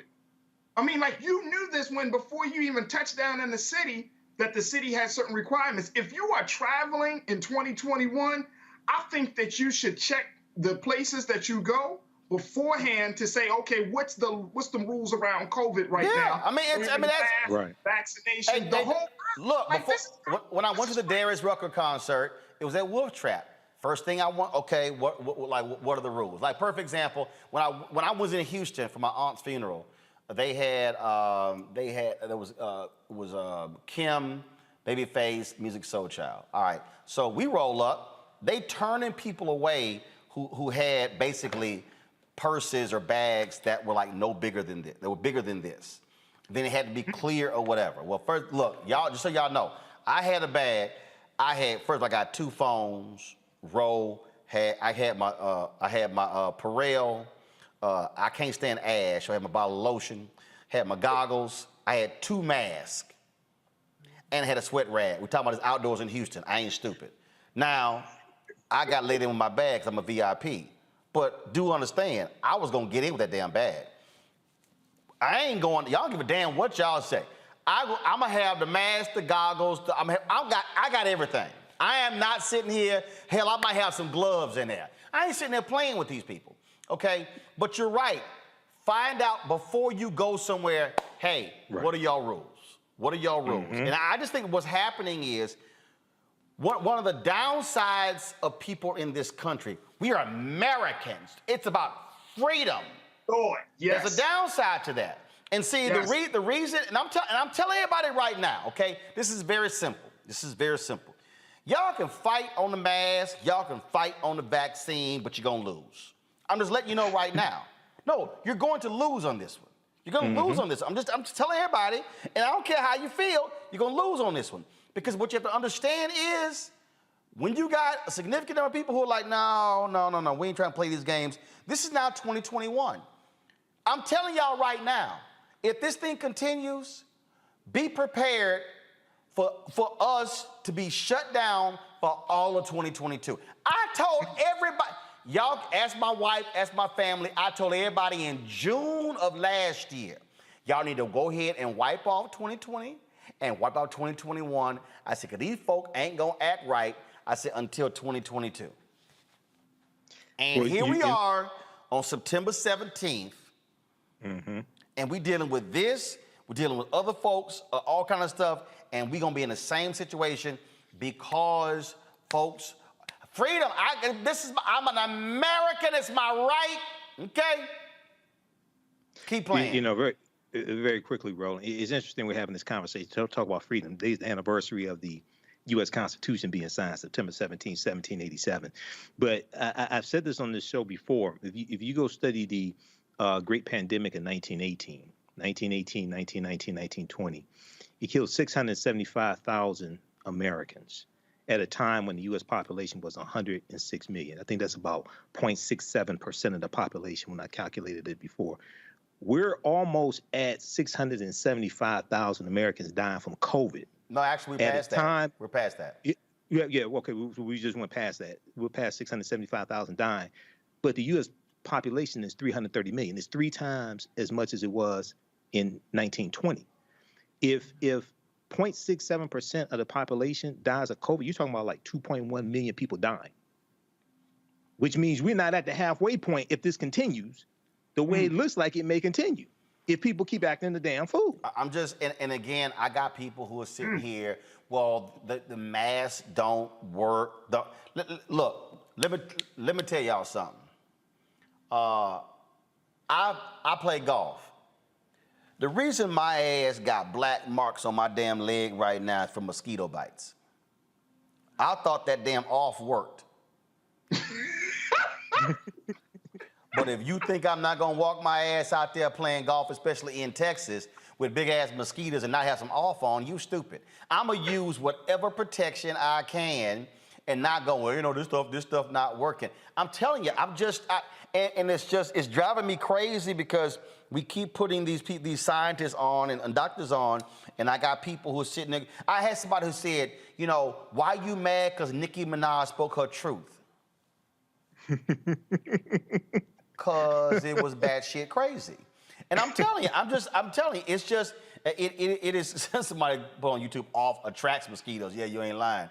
But again, I just want people to understand, especially black people, don't go to jail because somebody asked for your vaccination card. Right. Don't go to jail because somebody said, please put your mask up. And you know what? And if you don't want to put your mask on, don't go in that restaurant. Don't they have drive-thrus in New York? Don't they have drive-thru restaurants? But don't stand there and yell, this is my right. Okay? They're gonna show your ass real quick what's your right. All right, speaking of rights, y'all, I gotta break this thing down when we come back from the break. You know, my man Isiah Thomas went on Jason Whitlock's show, and right there, Isiah messed up. I don't know why he went and talked to that fool, Jason Whitlock, about anything dealing with race, because Jason Whitlock is probably one of the most self-hating black people you've met in your life. I mean, he fighting for first place with Candace Owens and Larry Elder and Jesse Lee Peterson. I mean, they like neck and neck and neck. It's a photo finish to the finish line.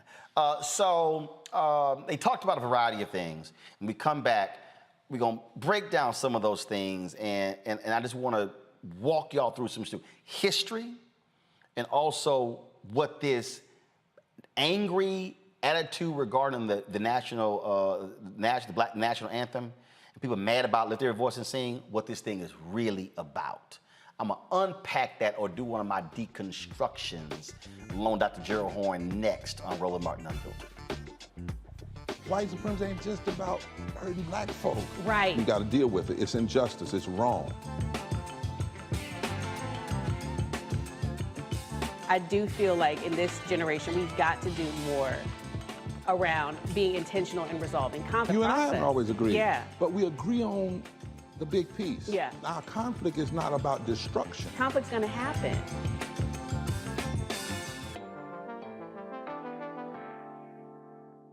It's time to be smart. When we control our institutions, we win.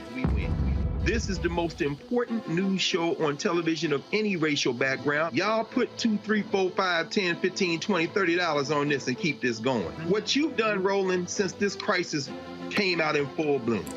Anybody watching this, tell your friends, go back and look at the last 2 weeks, especially of Roland Martin Unfiltered. I mean, hell, go back and look at the last 2 days. You've had sitting United States senators today, Klobuchar and Harris. Whatever you have that you can bring to Roland Martin Unfiltered to support it, please do, because this information may literally save your life.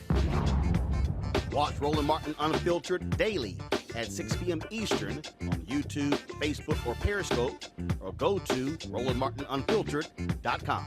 Support the Roland Martin Unfiltered Daily Digital Show by going to RolandMartinUnfiltered.com. Our goal is to get 20,000 of our fans contributing $50 each for the whole year. You can make this possible. RolandMartinUnfiltered.com. Hi, I'm Gavin Houston. Hey, what's up, y'all? It's your boy Jacob Lattimore, and you're now watching Roland Martin right now. Eee.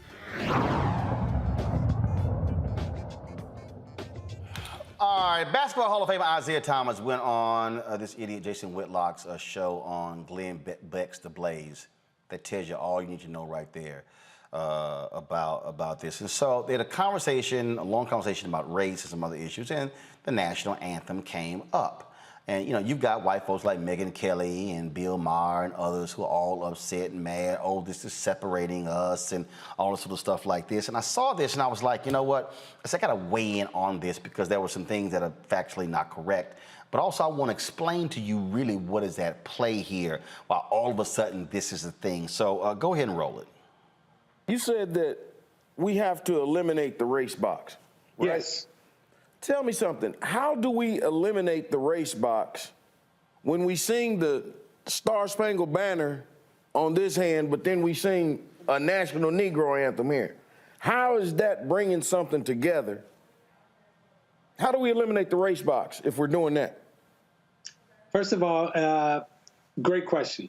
So, and you know, for a long time, we fought, you know, not to have the race box in the census report, right? We fought a long time, and they just really kind of got it on, where we got classified black, white, yellow, blue, people of color. Now, when you sing the national anthem and then you sing the Black National Anthem, the only thing that it does is it's emphasizing our separateness. And what our founding fathers, when they wrote the Constitution and everything else, they were talking about bringing us together under one umbrella, under one Constitution, where all men and women are created equal, not these black. Okay. First of all, go ahead and let it finish play, then I'm going to come back. White, red, yellow color boxes. You know, we were aspiring to be that. Come back. So Stop. when you sing those two different anthems. Okay, so here's the deal. So, not true, Isiah. Declaration of Independence says all men are created equal, not women. When they said all men are created equal, they meant white men. They didn't even mean all white men. They really meant white landowners. One of the mistakes that we have in this country is that, I keep telling y'all, there's a difference between learning his story and learning history. And the reality is we have been sold a fallacy in the United States. We have been sold a fallacy that America is great and wonderful and things were done the proper way and we're the greatest democracy. God loves us more than anybody else in the world. That's America. That's what we've been sold. What we have to understand is that there's no such thing as the framers wanted everyone to be created equal. That's simply not true. Why? Because they wrote it. They said it.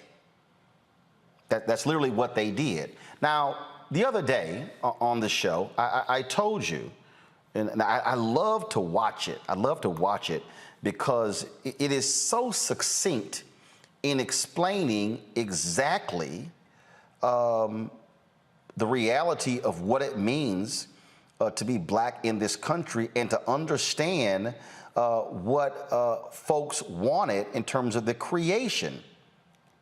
Here's Barbara Jordan, 1974, in her Watergate testimony. Listen. Jordan, purpose of general debate, not to exceed a period of 15 minutes.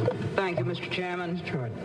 Mr. Chairman, I join my colleague, Mr. Rangel, in thanking you for giving the junior members of this committee the glorious opportunity of sharing the pain of this inquiry.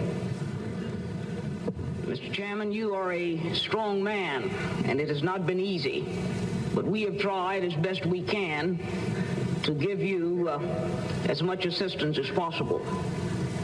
Earlier today, we heard inquisitor. Now, not completely. Because the reality is we continue to have to fight to assert our rights. Press play on more of the interview. Sizing that, okay, there are two different statuses, not races, because I'm gonna call it what it is. It's status. There are two different statuses in this country, black and white. So there's a black national anthem, there's a white national anthem. Okay, now if you want to just have one national anthem, then let's come together collectively and decide, okay, what the national anthem is going to be for this country. Not just. Okay. Isaiah, that's just not true. There's a national anthem. There's one. First, which is the Star Spangled Banner. Now, let me just remind people when the Star Spangled Banner was written. And again, this is what I need us to understand, because one of the things is we have been taught so many things in this country, but we were not really taught everything in this country. What we have to understand is that, first and foremost, the Star Spangled Banner, when it was written, okay, was not the national anthem. It was a poem. If you actually read it, you'll realize that third stanza, which has been quite debated, deals with the issue of race. Let's just deal with that, okay? Second of all, when we talk about the Black National Anthem, that's not what it's called. The song is called Lift Every Voice and Sing, written by James Weldon Johnson in 1900. In 1919, the NAACP called it the National Black Anthem, and ever since then, that is what we referred to it as. But it was simply a song by James Weldon Johnson. Why is that important? It's because if you fall for how they are framing this whole thing, then it becomes, oh my goodness, we have two anthems. Actually, we don't. And remember, Star Spangled Banner, written in 1814, it did not become the national anthem until 1931. Now, they're making a big deal out because the Lift Every Voice and Sing is being sung before the Star Spangled Banner. Y'all do realize that sometimes when you go to the game, they sing America the Beautiful before the Star Spangled Banner. So what's the issue? That we're singing another song before the Star Spangled Banner, or that it's Lift Every Voice and Sing? Play more of the interview, please. National anthem, because the white national anthem has classified as status. We can have an anthem that speaks for Italians, that speaks for Greeks, that speaks for Irish, that speaks for Polish, and that speaks for the Aboriginals who were native to this land already. And that's us. And so, Isaiah, the only thing what you just said takes us down the path that they want us to go down. Well, let's come up with a new national anthem that we all agree on. And once you do that, then their next step will be, well, let's come up with a new constitution that we all agree on. Oh, now let's come up with a new Declaration of Independence. And the only thing I'm trying to tell black people every day, like, hey man, I know shit started out bad, but that Declaration of Independence, Constitution, and national anthem, it worked for us. Maybe it wasn't intended for us, but it did work for us.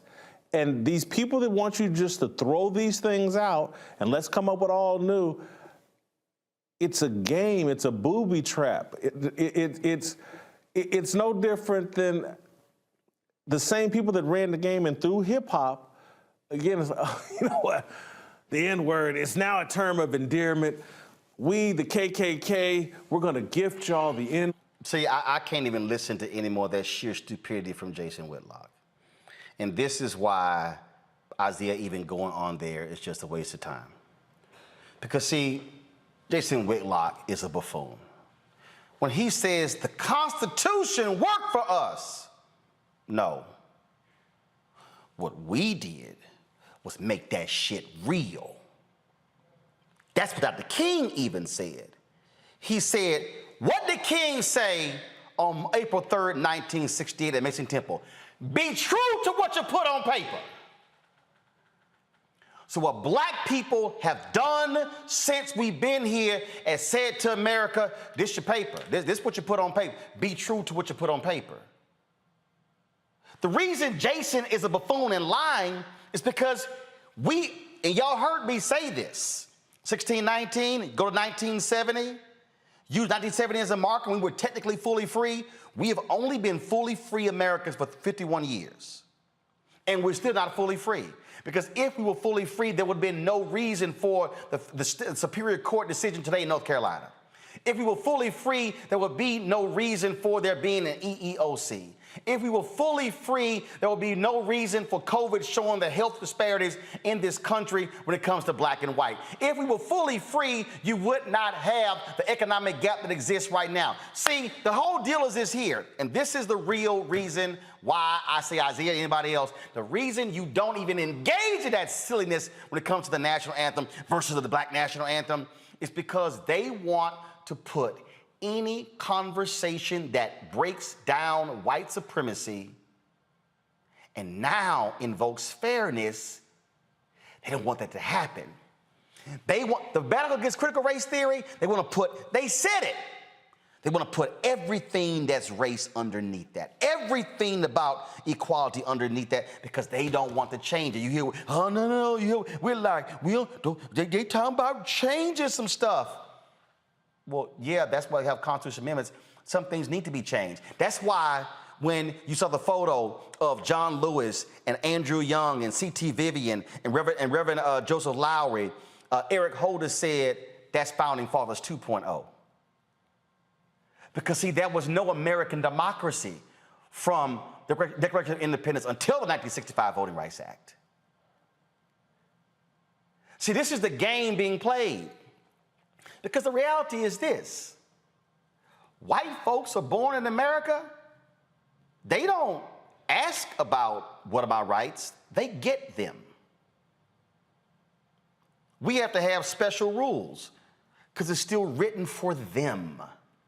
And this is the thing I need people to understand. And so, y'all, do not, Isiah and everybody else, don't, if you do any more TV shows and they bring the national anthem, you say, I ain't wasting my time with that. This is what I would have said, Isiah. Jason, let's talk about how many black owners in the suites. Let's talk about, do you have equality with black coaches on the field? Let's talk about, Jason, how many black folks you got in the press box as well. See, they want us caught up in this, and black people didn't ask the NFL to play the national anthem. They chose to do so because they got their ass kicked up with Colin Kaepernick. Game recognized game. So I'm not going to fall for the silliness of Bill Maher and Megyn Kelly and the rest of these people. We're going to deal with the reality of where we stand in this country. And that, folks, is what must happen. Let's go right now to our good friend Gerald Horne. He is the author of numerous books, The Bittersweet Science, Racism, Racketeering, and the Political Economy of Boxing. As a professor at the University of Houston in Houston, Texas. He also has another book we've talked on the show about. This is the one that drove all these white folks crazy who don't like the 1619 Project. It is called The Counter-Revolution of 1776, Slave Resistance and the Origins of the United States of America. And Gerald, always glad to have you here. The thing that I was just laying out there is, again, we're dealing with history and his story. America was not created for all men and women to be equal. It was for white landowners. And even if you study the Constitution today, which is why Jason Whitlock is a sheer idiot, the Electoral College today was a slave compromise. That wasn't democracy, because they still wanted to be able to control those white landowners who became president. Well, I have to say I was disappointed in Isiah Thomas. I know that he matriculated at Indiana University, one of our leading institutions, but I guess he must have missed classes in history. He was at basketball practice, I assume. But now he is a grown man, and he should be aware that history is constantly being rewritten. Recall that W.E.B. Du Bois changed our understanding of the period following the Civil War with his epical volume, Black Reconstruction. And today, we have various creators, writers, scholars who are rewriting the story of the United States of America. I would include the Haitian filmmaker Raoul Peck in Exterminate All the Brutes, of course, Nicole Hannah-Jones in the 1619 Project. And what they're all telling us is that the traditional narrative that we've been fed, per what you were just suggesting, Roland Martin, has basically been nonsense and poppycock. I mean, for example, Isiah Thomas says that we are separating ourselves. The fact is we have been separated. He gives out this inaccuracy concerning the U.S. Census and how supposedly we're trying to get away from boxes. If you go back to the original U.S. Census in 1790, it, of course, was grouping people according to, quote, white, unquote, according to whether or not they were slave, unquote. And just like today, the first one, hold on, let me repeat. The first U.S. Census since 1790 had racial classifications. We didn't vote on that. That was them. Well, clearly. I mean, that's why I was so disappointed by Isiah Thomas. And I noticed that he was speaking against the backdrop of the NBA, the National Basketball Association. And I would assume that the NBA would want to dissociate itself from his inflammatory and indeed ignorant remarks, because they're quite misleading at the end of the day. And I'm happy to see, Roland, that you mentioned the third stanza of the Star-Spangled Banner, which in no uncertain terms denounces the black population, because recall that that anthem was written by a slave owner, Francis Scott Key, during the war with Britain, 1812 to 1815. And he was denouncing the black population because the British were offering us a better deal. And so we defected to their side, helped them to burn down Washington, D.C., and then fled on British boats to Trinidad and Tobago, where our descendants continued to reside. And so Francis Scott Key was very upset by that development. That's why he denounces it. It's one of the rare national anthems that singles out for denunciation a significant portion of the citizenry. See, the thing, but see, here's what you're dealing with here. And you hear Isiah talking about status and class and in terms of, in terms of race and black. But the issue for me, which is the most fundamental issue, is what's the agenda of the person I'm talking to? The agenda of a Jason Whitlock, and I don't know who that fool was he was talking to on the set, and Glenn Beck's The Blaze ain't got nothing to do with black liberation. And see, when you hear, again, a Whitlock talking about, these people, to go from rewriting the Constitution to hip hop, I mean, his arguments are so weak because what we have to understand when you are a student of history, when you are a student of this country, when you are a student of how this was constructed, what we are dealing with today And what we've been dealing with since 1619, what we were dealing with during the period of Reconstruction, what we were dealing with during the 92 years of Jim Crow, what we were dealing with during the Civil Rights Movement, or the Black Freedom Movement, and ever since then has been an unwinding of this tightly wound, knit ball of white supremacy. And we have been trying to peel this thing back and unwind it. If you tear a baseball apart and you begin to pull the string and tear it apart, what you're trying to do is unwind this tightly wound ball that has constrained and constricted Black people from being real, true American citizens. And when Jason says these things, what Isaiah's response should have been is, the changes have to be made because police departments today were slave patrols yesterday. And when you see their actions today, they're rooted in their history. When you look at the housing issue in America, look at redlining, the lack of access to capital, all of these things can all trace back to that very document that Whitlock was praising, as if somehow that document serves as the true freedom piece for Black people. You can't say it is when the document itself was designed to choke us. This is a very serious conversation we're having, and I hope your audience realizes that. As you suggested a few moments ago, in state legislatures across the United States, there's this demagogic attack on what's called critical race theory. Now, the attacks on critical race theory really are misleading. In fact, what you just sketched an outline, Roland Martin, in some classrooms, particularly in the South right now, you could have a teacher being fined for telling the truth. Or fired. And so, yes. Or fired. And so that's why this is very serious, because what I'm afraid to say, Isiah Thomas and Jason Whitlock were feeding in to this right-wing ideology, which at the end of the day may well come to bite them in the behind. And the fact that they don't even realize it makes it even more disturbing and troubling. I'm gonna pull my panel in here as well. And look, I talked to Isiah and today, and I say, look, I sent him a text and I said, I'm gonna talk about this on the show. Isiah is supportive of the show, joined our fan club early on. And the thing that he said is that, he said, I really wanted to, he said the focus should really be on these birthing rights, if you will. And that is, again, if you're white in this country, what do you get when you're automatically white and we're still fighting for these battles?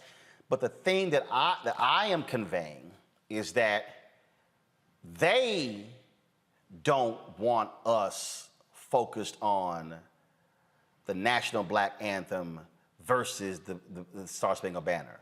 Not they want us focused on it.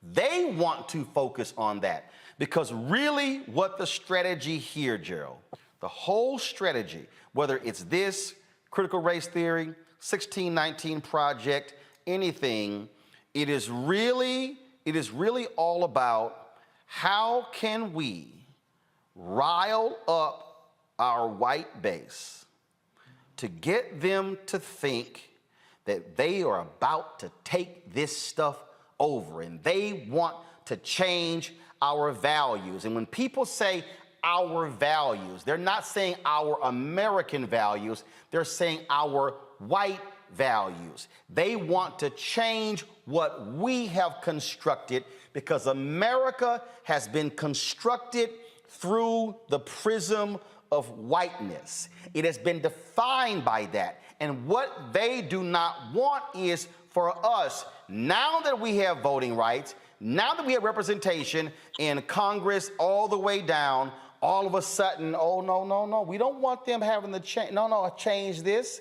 And I keep going back to, if I played it, they would block us on YouTube. That scene from The Good Shepherd, when Joe Pesci asked, he said, let me ask you a question. The Italians, we got our family, and he said, we got our family in the church. He said, the Jews got this. He said, he used the N-word about black people. He said, at least they got their music. The Irish got this. He said, what y'all got? And he said, we have the United States of America. The rest of you are just visiting. Mm. That is what all of this is about. Mm. Well, I'm afraid to say that you're onto something, Roland Martin. And once again, I have to say, I'm sort of puzzled by the fact that Isiah Thomas would say what he said and still be a contributor to Roland Martin Unfiltered. When you talk to him, how did he explain himself? Well, no, he said that what he wanted to focus on was, again, these birthrights and what we don't have compared to whites. And look, but it's also understanding who you're talking to and who you're going up against and what their goal is. If Jason Whitlock said, Roland, come on my show, I know exactly what he's trying to do. I know who he's talking to. I know who he's talking about. I got some fool, another black dude who worked for the Blaze, who been trying to come at me for the last week on Twitter, trying to ask me all these other questions. I'm like, dude, I'm not playing your little game. And he wrote up some little article about me, how I'm selling out black people to stay on the Democratic plantation. And I'm sitting there saying, yeah, but it's your party that's the one trying to keep my people from voting in North Carolina. And so the thing that I want African Americans, whether you are basketball players or football players or singers or entertainers or whatever, is to be fully cognizant of this really intensive effort to keep us from actually asserting our rights. Because I'm telling you, Gerald, all these people not fully understanding, because they got to be asking, wait a minute, how all of a sudden, hell, the NFL and NBA, they've done lift every voice and sing before games before. Why all of a sudden now it's an issue? Who all of a sudden plucked critical race theory? Gerald, this is my 13th black media experience. Do you realize in the previous 12, I never even heard of critical race theory? And that's black. I've been black, 3 black newspapers. Tom Joyner, BlackAmericanWeb.com, Savoy Magazine, Major Broadcasting Cable Network, Dallas Examiner, Essence, Ebony. I can go on. All of a sudden, where's it coming from? I keep telling people all of this, in my book, White Fears, coming out in the first quarter next year, y'all. It all emanates from this question that was asked in 2009 after Obama got inaugurated. Who is optimistic about the future of America for your children? Every group except white Americans, a majority, were optimistic about the future of America for their children except white Americans. That is what we're dealing with, and that's why the Republican Party wants to appeal to these crazy, demented white folks who are going to be here in D.C. tomorrow, because they are afraid that we, Gerald, now have political, economic, social power, and we are not afraid to use it. Well, I'm glad you mentioned 9/18, this rally that's taking place in Washington tomorrow in support of the insurrectionists of January 6th. The FBI is reassuring us that there's nothing to worry about, move along. But that's what they told us on January 5th, 2021. And you almost had the Vice President of the United States lynched. You almost had the Speaker of the House of Representatives, Nancy Pelosi, lynched. So I hope that they know what they're talking about with regard to this manifestation, this demonstration tomorrow. And if they're wrong, I'm afraid to say that there is going to be a hot time in the old town tomorrow. Well, I don't think it's going to be that, because Trump has already yelled, this is a setup, and I think they're going to be a little too scared to come in. I want to bring in the panel here, and I want to start with you, Michael, then go Michael, Kelly, Faraji. The thing here, again, is understanding what the goal of a Whitlock is, and that is to absolutely be an agent of white supremacy. And what I'm trying to get everybody, I'm trying to get anybody who's out, who's talking about these issues, to be very careful to understand what is going on. It's the same reason why I lit into Chris Christie. I'm not going to sit here and praise you for your speech at the Reagan Library about how the Republican Party has lost its way and what it needs to do to go forward, and you take these unnamed jabs at Trump when you are also complicit because you helped put him in power. Oh, absolutely. Absolutely. Hello, Dr. Gerald Horn. This is Michael Imhotep from the African History Network. How you doing, brother? Right on. All right. I met you at the Charles H. Wright Museum of African American History here in Detroit. It was either 2017, 2018. Man, come on! I'm coming to it, Roland. I'm coming to it. When you met somebody winging all day, let's go. Come on. I'm coming to the question. Can you talk for a minute? You know, in the clip we saw, Isiah Thomas talked about class and the census. And we know that when we look at the census and the racial classifications, people immigrating from the Middle East and North Africa are classified as white based upon the U.S. Census and the U.S. government. Can you talk about why how those particular racial classifications came about? Why people coming from North Africa, Egypt, Libya are classified as white in the Middle East? Well, obviously, it's to bulk up the community that's defined as white. There is a demographic struggle taking place now. One of the reasons for voter suppression, and I noticed Roland mentioned the North Carolina decision, which is very important, but one of the reasons for voter suppression and trying to make sure in particular that black folks don't vote is that the Republican Party has transformed itself into being the party of whiteness, if not the party of white supremacy, but it's very difficult to get people who are not defined as white to vote for the party of whiteness. And so you not only have voter suppression, you have sort of a redefinition. So therefore, Ralph Nader, the former presidential aspirant, whose roots are in Lebanon, he is defined as, quote, white, unquote. And even though I use the term Euro-American, oftentimes in lieu of white, in some ways that's a misleading term because of what you just said, because you don't necessarily have to have roots in Europe. You can have roots in Lebanon, for example, and still be defined as white, but it's a numbers game that's basically taking place. Okay, thank you. Kelly? Yes, Dr. Horn, thank you. Something that I haven't really heard in this debate or discussion, rather, because it's not much of a debate, is, and I think I already know the answer to it, but the fact that we don't talk about, there are 4 other national anthems that we have outside of our main national anthem. We have America the Beautiful, My Country 'Tis of Thee, God Bless America, This Land Is Your Land. All of those are regaled or heralded as a national anthem in this country. Not the national anthem, but certainly up there as an American hymn. But when it comes to Lift Every Voice and Sing, one that is not rooted in any type of racial bias, one that was written by a Black man, composed by another Black man, his brother, all of a sudden it's a problem. So if you can give us some insight as to why you think that is, I think I know the answer, but the fact that there is this stark dichotomy regarding Lift Every Voice and Sing that isn't considered an anthem for anyone outside of NAACP dubbing it as one, versus the other 4 songs that are certainly played at NFL games and the like. Well, the short answer, and I'm sure you know this already, is that Black people are treated differently as a people apart. This goes back to slavery, when we did not want to be enslaved, and so therefore we were always rebellious. We were always trying to ally with the real and imagined foes of this United States of America, including Native Americans, including the British, as I said, during the War of 1812. And as a result, when you engage in that kind of seditious behavior, motivated by a desire to escape slavery, you're treated differently and you're treated as a people apart. I recall when I was at the University of North Carolina, Chapel Hill, and I was supposed to be organizing and forming a so-called Black Cultural Center.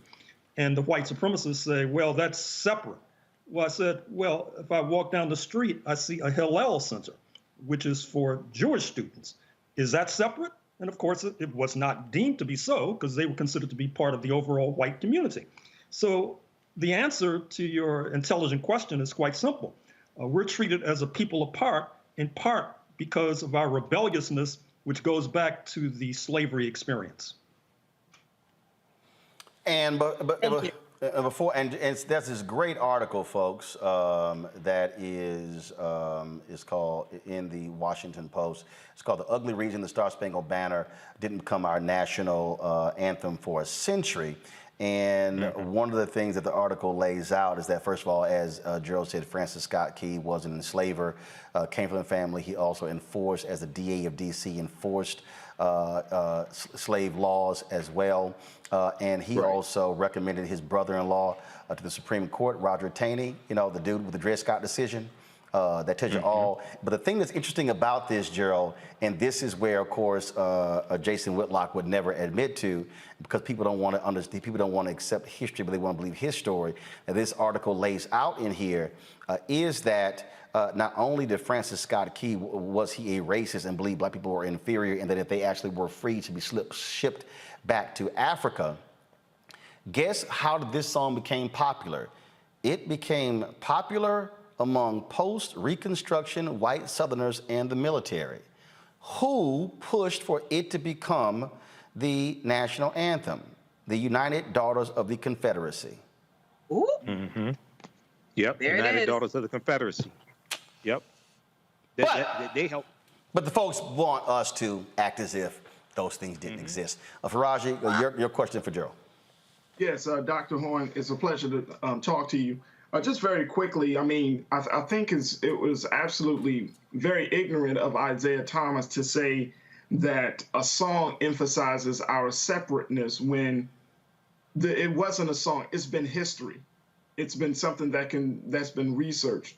But even more so, Dr. Horn, I want to get your thoughts on, you know, there's often, when we have these big conversations, especially about race, there's often black people and white people who jump to the point of talking about unity, talking about reconciliation between the races without really talking about truth and accountability, without saying, hey, some things have to be done to repair the damage that has been done to black people all across this, you know, in the United States and across the globe. So how do we take this conversation beyond everything is all right? We had a black president, things are on the right path, we're all in this together. How do we kind of step back a little bit to really look at the issue of, let's look at the truth of the history, and this is the part that I think scares both black and white people, somebody has to take accountability. White people have to take accountability for what they have done to our people. It's not enough just to say we give you a little bit here, we got a couple of celebrities there. I'm talking about a full-grown, massive, you know, full-scale accountability. How do we get the conversation going in that direction, sir? Well, if you look historically, the way we were to escape both slavery and Jim Crow is that we lengthened the battlefield. We internationalized the struggle. That's why we were in alignment with Native Americans, for example. That's why you had Paul Robeson, for example, and Martin Luther King Jr., who raised the question of the war in Vietnam. In that light, I was very disappointed to see that at a historic gathering that took place on September 7th, 2021, just a few days ago, you had a virtual summit of the African Union and the Caribbean community, CARICOM. Present and speaking were the President of South Africa, Cyril Ramaphosa, President Kenyatta of Kenya, Prime Minister Motley of Barbados. They laid out a whole Pan-African agenda. We really haven't seen something of this scope, perhaps since the Pan-African Congress of 1945 in Manchester, England.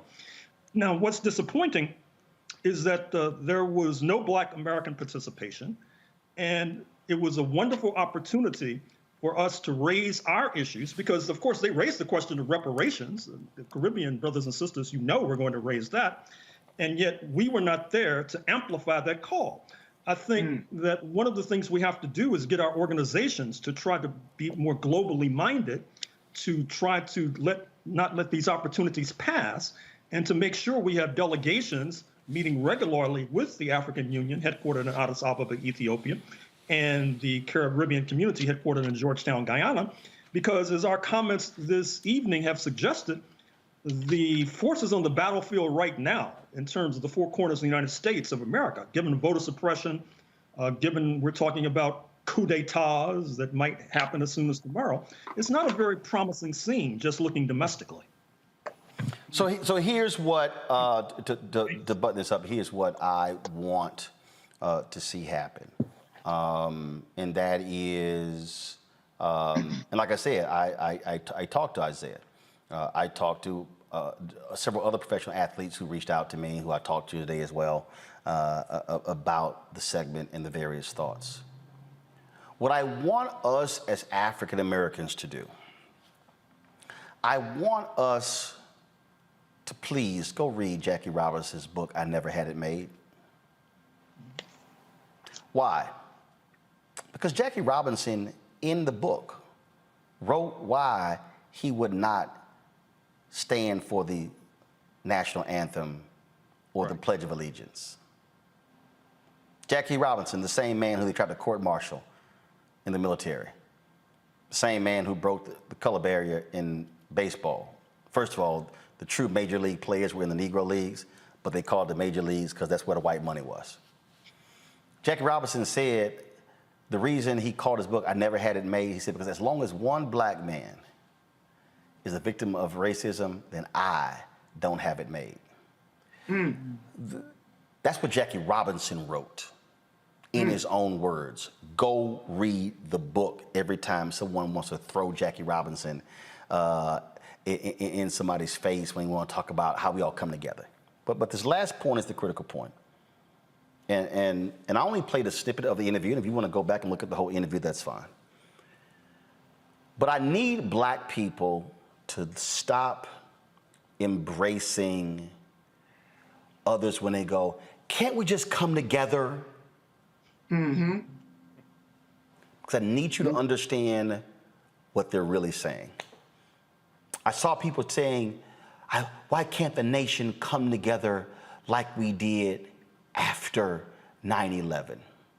And the reason I'm gonna put these two together, because I need y'all to listen to what I'm saying. America has always asked us to put our issues down, so we can stand together as one.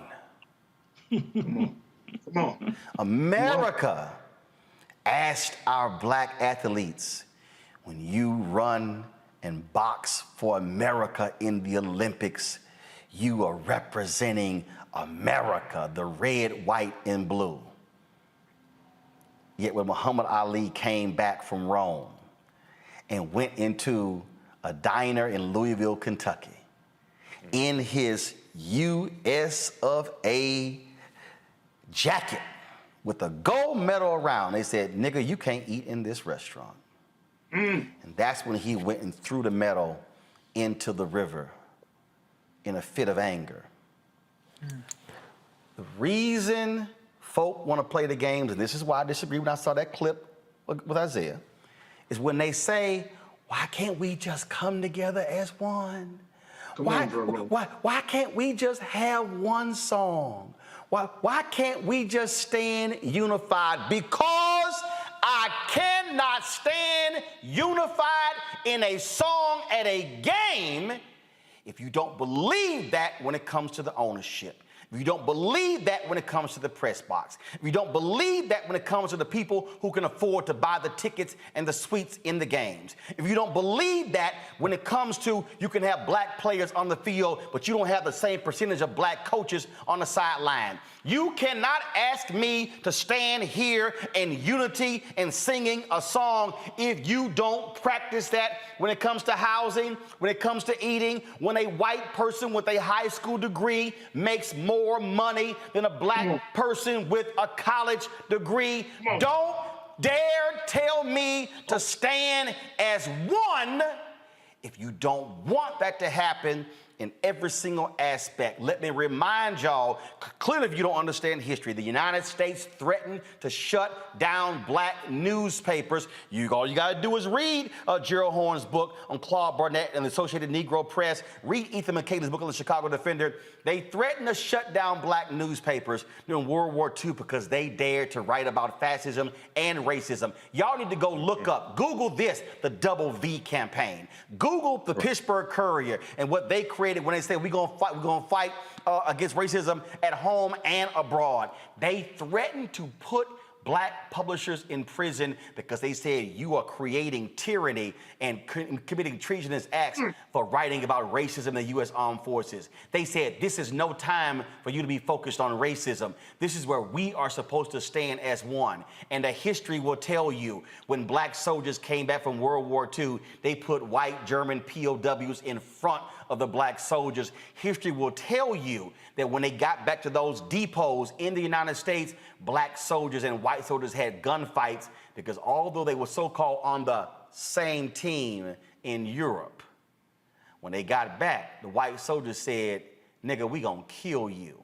And that's why black soldiers were lynched in their uniforms. That's why Byron Della Beckwith struck down Medgar Evers, an armed forces veteran, in his own driveway. So please, I don't want to hear the bullshit about can we all be as one singing a song, because if you don't want to stand with me on fighting racism, sexism, and bigotry, I don't want to hear a damn thing about you trying to sing a song with me. Come on. Folks, I can't give y'all one Gerald Horne book to write, to look at. Go to my computer. Gerald got about 4,000 books. You check them all out. Again, I told y'all about the counter-revolution of 1776, slave resistance, and the origins of the United States of America. You should check out White Supremacy Confronted, U.S. Imperialism and Anti-Communism versus the Liberation of Southern Africa from Rhodes to Mandela. Also, I told you the rise and fall of the Associated Negro Press, Claude Barnett's Pan-African News, and the Jim Crow Paradox. I have absolutely read that one. And so that was there's another one on here that I gotta recommend. Oh my goodness, where is it? Where is it? I told y'all Jared got all these doggone books. I'm trying to get to all of them. And of course, a couple of books, obviously, on W.B. Du Bois. And then I gotta get this one, The Color of Fascism, Lawrence Dennis, Racial Passing, and the Rise of Right-Wing Extremism in the United States. Yeah, I got to get that one right there, y'all. Gerald, it's always a pleasure to have you here. Distinguished professor from the University of Houston, my hometown. Thanks a bunch. Thank you for inviting me. Yes, sir. Let me thank Michael. Let me thank Kelly and Faraji as well for a great show, folks. Thanks for being on the panel. Great conversation. Folk, when y'all read this show, that's why you got to have some notes, because we give you homework on this show. If y'all want to support what we do, please join our Bring the Funk fan club, where every dollar gives goes to support what we do. Cash App, $RM Unfiltered, Venmo.com/RM Unfiltered, PayPal.me/R Martin Unfiltered. Zelle is Roland@RolandSMartin.com, Roland@RolandMartinUnfiltered.com. Of course, we also have, we want you to download our app, the Black Star Network. You can watch the show right here, iPhone, Android TV, Roku, Fire TV, Xbox, Smart TV. Get the Black Star Network. This is Black-owned, Black-controlled. We are going to be building this out beyond the show. I'll be announcing several shows we're going to be launching the next several weeks. We are waiting to finish building out. I'm going to give y'all an update. We're waiting to finish building our studio here. Hopefully that will be done next week. Then our infrastructure will be in place. We've made 4 recent hires. I got 5 job notifications up right now to further build the team out. And so when you give, that is exactly what you are supporting, the kind of content that you're not going to get a whole bunch of places, because y'all know we keep it real, we keep it honest, and we keep it unapologetic. Tomorrow we're going to be at the Howard Hampton game. We'll be live streaming halftime show. So y'all want to go to the Black Star Network, y'all want to actually check us out on our YouTube channel, we'll be there. Then of course we're going to be supporting the Collective Pack tomorrow night as well. So quite the busy weekend, folks. As we always do, we end our show showing our Bring the Funk fan club members. You'll see your name right along there. Let me shout out Daniel Giles and Angela Wilkerson. Let me also shout out Lenora Bell. Let me shout out Victor Williams, Bonita Martin. Also, let me shout out Eunice Wright, Monica Stewart, and Sheila Sharp. All the folks who joined our Bring the Funk fan club while we were live on the show. Patricia Thomas as well, Michelle Florangus Parker, thank you so very much. Let me see who else's name is popping up on here as well. And so that's it there. So y'all, we certainly appreciate it. Thank you so very much. I'll see y'all on Monday. Holla!